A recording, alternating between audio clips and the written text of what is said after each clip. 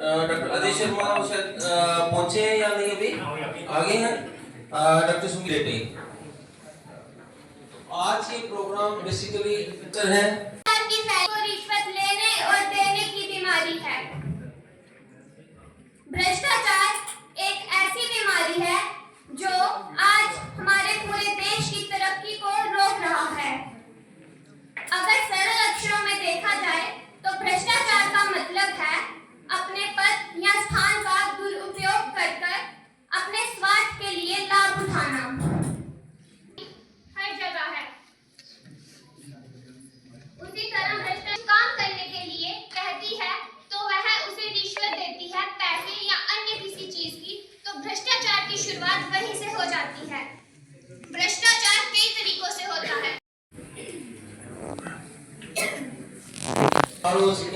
लोगों को सदियों तक उसी सरकारी दफ्तरों के चक्कर लगाने पड़ते हैं। भ्रष्टाचार ऐसे खत्म नहीं होगा जब तक हम युवा पीढ़ी को जागरूक नहीं करेंगे, तो भ्रष्टाचार का अंत होना नामुमकिन है।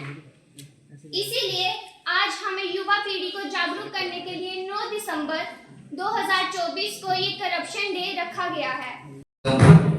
The youth of a nation is a trust of prosperity. These lines of Benjamin Franklin truly justifies that youth of a backbone of a country for its development. No country. Young people can educate others about how corruption affects everyone and why honesty is important. They can raise their voice against corrupt parties by joining movements to demand fair systems. Fourth one is promoting honesty. Schools and colleges can teach young people the trust undermines and put the simply corruption steals from us all. As Prophet Muhammad said, Allah has trust the one who offers a bribe, the one who takes it, and the one who acts as an intermediary. रिश्वत देने वाले, लेने वाले और सालसी करने वाले पर अल्लाह की लानत है। मेरी ओर से मां सरस्वती जी को वंदना और सर्वप्रथम नमस्ते।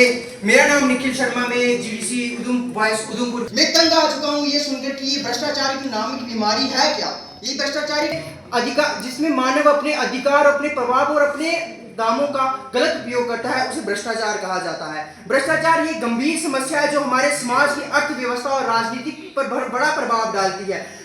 हमें पता ही नहीं चलता कि भ्रष्टाचार कहाँ से हो रहा है, पर वो हमारे राजनीतिक पर बड़ा प्रभाव। कुछ प्रकार है जैसे भ्रष्टाचार के रिश्वत लेना या देना या नेपोटिज्म करना। ये भ्रष्टाचार के बहुत बड़े बड़े कारण हैं। पर हमारे सोसाइटी में भ्रष्टाचारी के प्रति कि यहाँ तहजीब बिकती है, यहाँ ईमान बिकता है।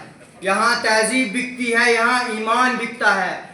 जरा दाम तो बताएं, यहाँ हर इंसान बिकता है, यहाँ हर इंसान बिकता है। 4 पंक्तियों से बचे रखता हूँ कि हस्त की भाषा नहीं लिखी है, ना कोई गजल सुनाता हूँ। कविताएं लिखना मुझे नहीं आती, बातें लिखना मुझे नहीं आती। चीखे लिखते जाता हूँ, देश मेरा जल रहा है, आग लगी है सीने में। हुक्मरां सा व्यस्त खून गरीब का पीने में।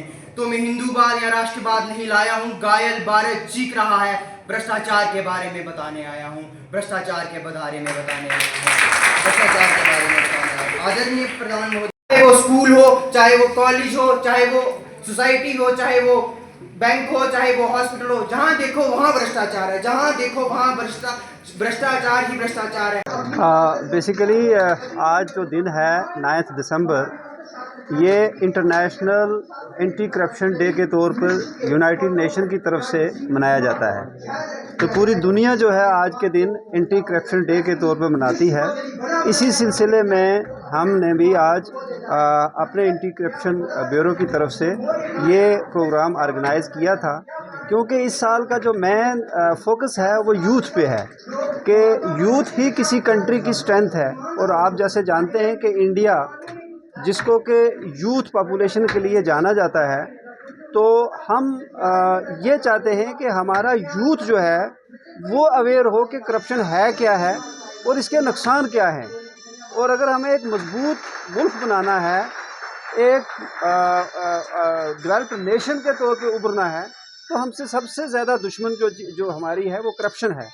तो हम इसीलिए आज डिग्री कॉलेज में यहाँ आए हैं और जैसे आपने देखा भी होगा कि बहुत अच्छे तरीके से बच्चे पार्टिसिपेट कर सकते हैं और यही हमारा मिशन था कि यूथ को आगे लाया जाए, यूथ को अवेयर किया जाए ताकि वो करप्शन के खिलाफ खड़े हो जाएं। Thank you sir.